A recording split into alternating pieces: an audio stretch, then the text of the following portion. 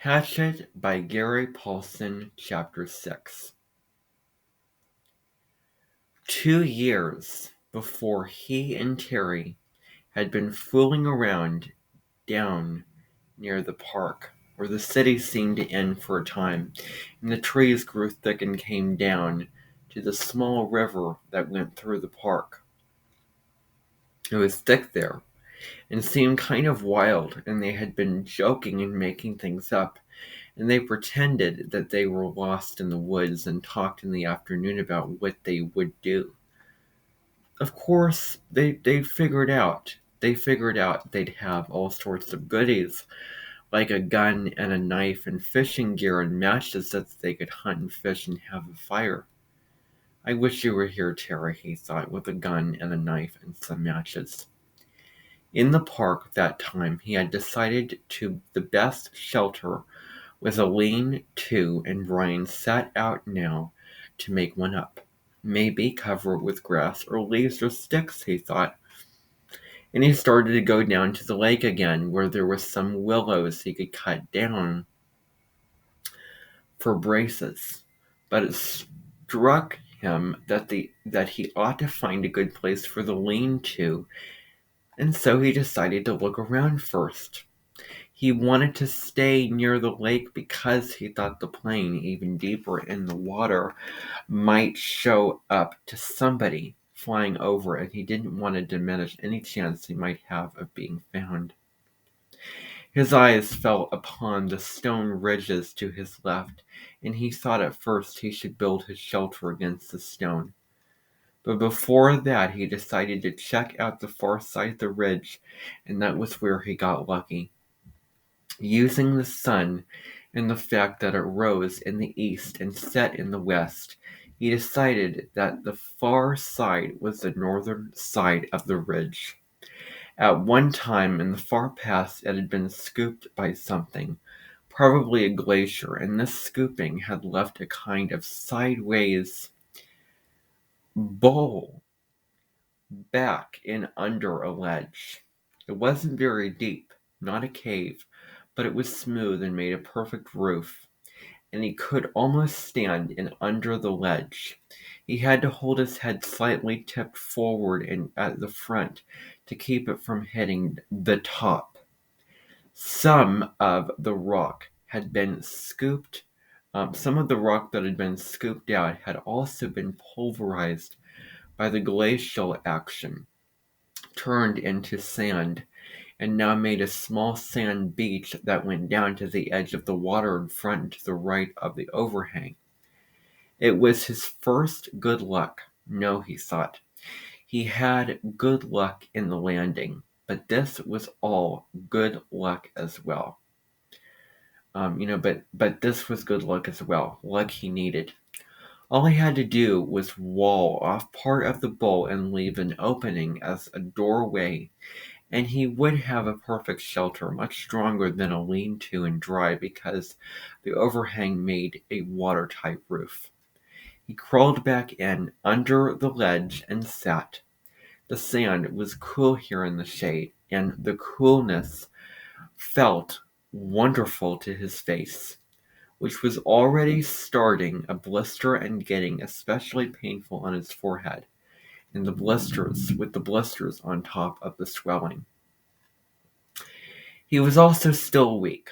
Just the walk around the back of the ridge and the slight climb over the top had left his legs rubbery. It felt good to sit for a bit under the shade of the overhang in the cool sand. And now he thought, if I just had something to eat, anything. When he had rested a bit, he went back down to the lake and drank a couple of swallows of water. He wasn't all that thirsty, but he thought the water might help to take the edge off his hunger. It didn't. Somehow the cold lake water actually made it worse, sharpened it. He thought of dragging in wood to make a wall on part of the overhang, and picked up one piece to pull up. But his arms were too weak, and he knew that and he knew then that it wasn't just a crash, an injury to his body and head. It was also that he was weak from hunger. He would have to find something to eat. Before he had anything else, he would have to have something to eat. But what? Brian leaned against the rock and stared out at the lake. What in all of this was there to eat? He was so used to having food just be there, just always being there. When he was hungry, he went to the ice box, or to Dice store, or to the store, or sat down at a meal his mother cooked. Oh, he thought, remembering a meal now. Oh, it was the last Thanksgiving last year, the last Thanksgiving they had as a family before his mother demanded the divorce and his father moved out in the following January. Brian already knew the secret but did not know it would cause them to break up and thought it might work out. The secret that his father still did not know, but that he would try to tell him when he saw him. The meal had been turkey, and they cooked it in the backyard in the barbecue over charcoal with the lid down tight. His father had put hickory chops on the charcoal, and the smell of the cooking turkey and the hickory smoke had filled the yard. When his father took the lid off, smiling, the smell that had come out was unbelievable, and when they sat to eat the meat, was wet with juice and rich, and had the taste of the smoke in it. He had to stop this. His mouth was full of saliva, and his stomach was twisting and growling. What was there to eat? What had he read or seen that told him about food in the wilderness? Hadn't there been something? A show, yes, a show on television about Air Force pilots and some kind of course they took. A survival course. All right, he had the show coming into his thoughts now. The pilots had to live in the desert. They put them in the desert down in Arizona or someplace and they had to live for a week.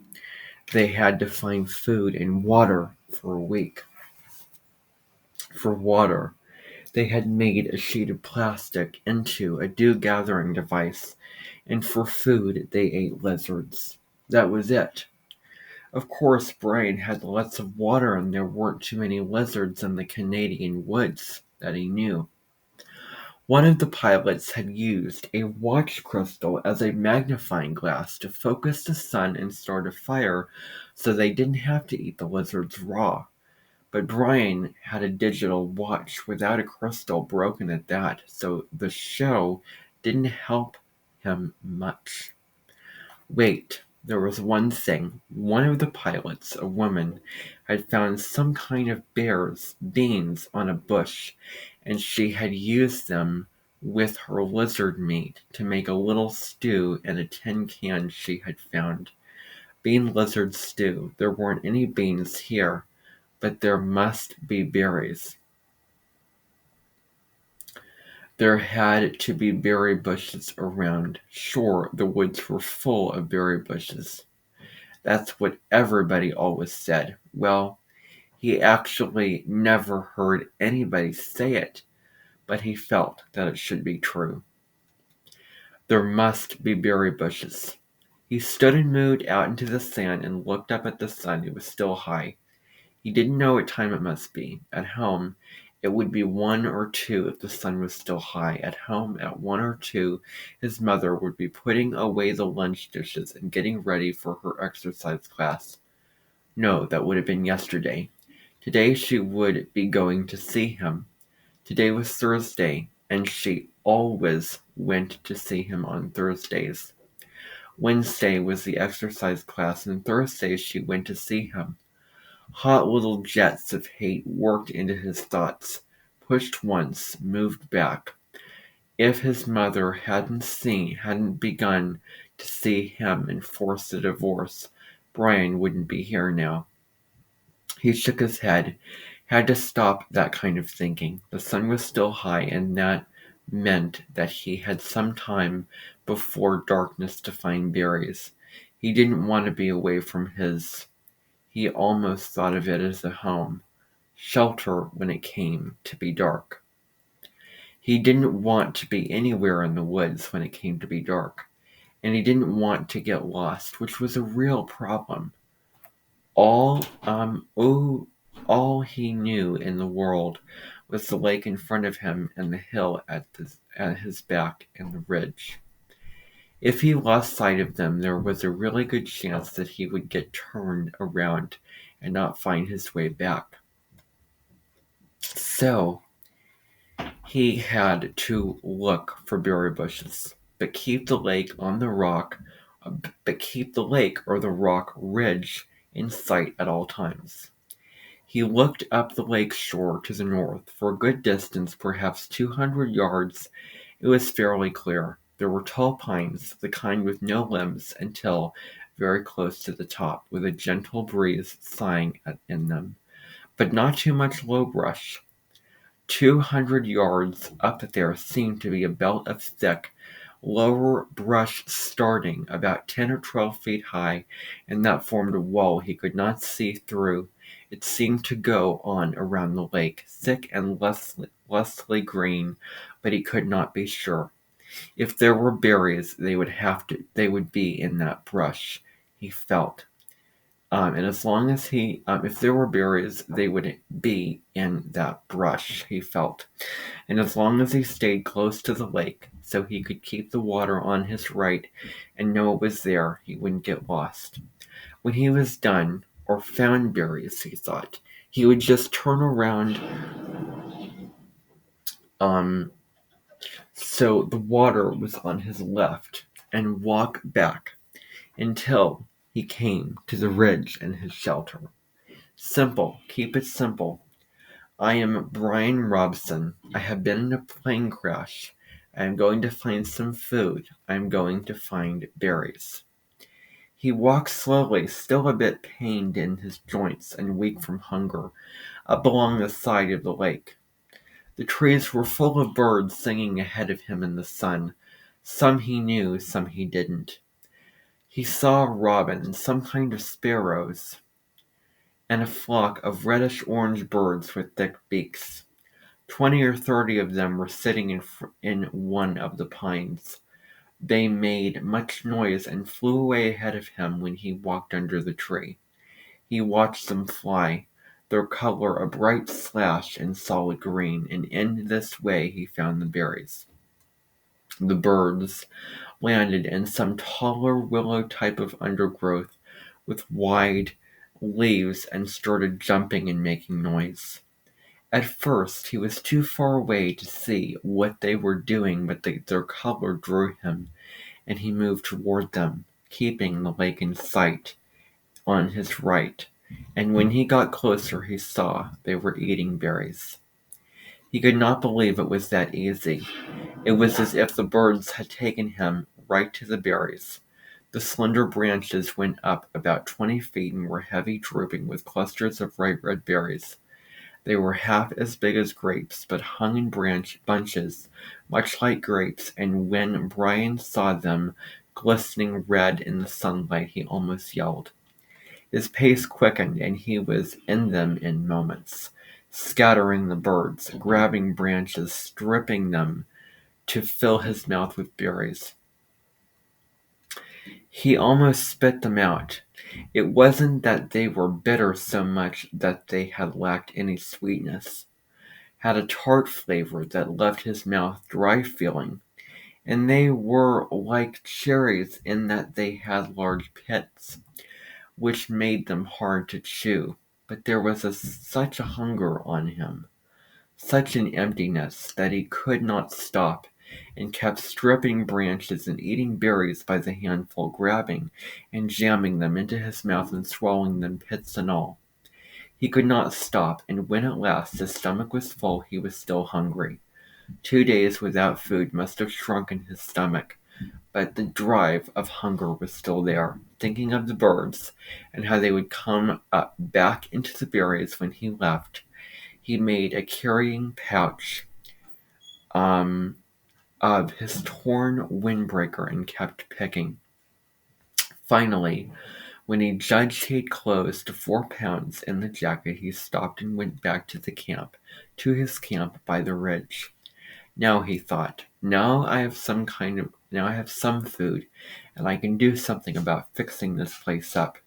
He glanced at the sun and saw he had some time before dark. If only I had matches, he thought, looking ruefully at the bench and lakeside. There was driftwood everywhere, not to mention dead and dry wood all over the hill and dead dry branches hanging from every tree. All firewood and no matches. How did they used to do it, he thought. Rub 2 sticks together? He tugged the berries in the pouch back and under the overhang in the cool shade and found a couple of sticks. After 10 minutes of rubbing, he felt the sticks and they were almost cool to the touch. Not that, he thought, they didn't do fire that way. He threw the sticks down in disgust. So no fire. But he could still fix the shelter and make it. And here the word safer came into his mind, and he didn't know why. More livable.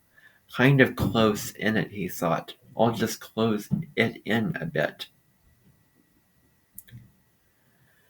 He started dragging sticks up from the lake and pulling long dead branches down from the hill, never getting out of sight of the water and the ridge.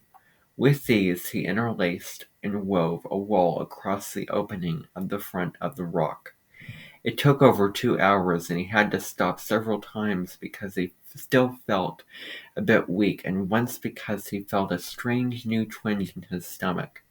A tightening, rolling. Too many berries, he thought. I ate too many of them. But it was gone soon, and he kept working until the entire front of the overhang was covered save for a small opening at the right end, nearest the lake. The doorway was about 3 feet, and when he went in it, he found himself in a room almost 50. The doorway was about 3 feet, and when he went in, he found himself in a room almost 15 feet long and 8 to 10 feet deep, with the rock wall sloping down at the rear. Good, he said, nodding. Good.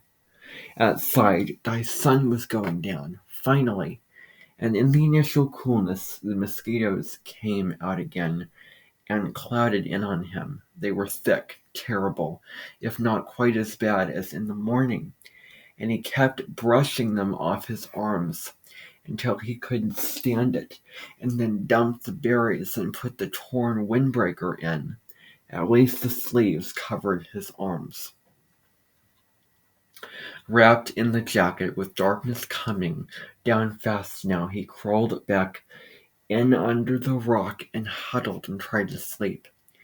He was deeply tired and still aching some, but sleep was slow coming and did not finally settle in until the evening cool turned to night cool, and the mosquitoes slowed. Then at last, with the stomach turning on the berries, Brian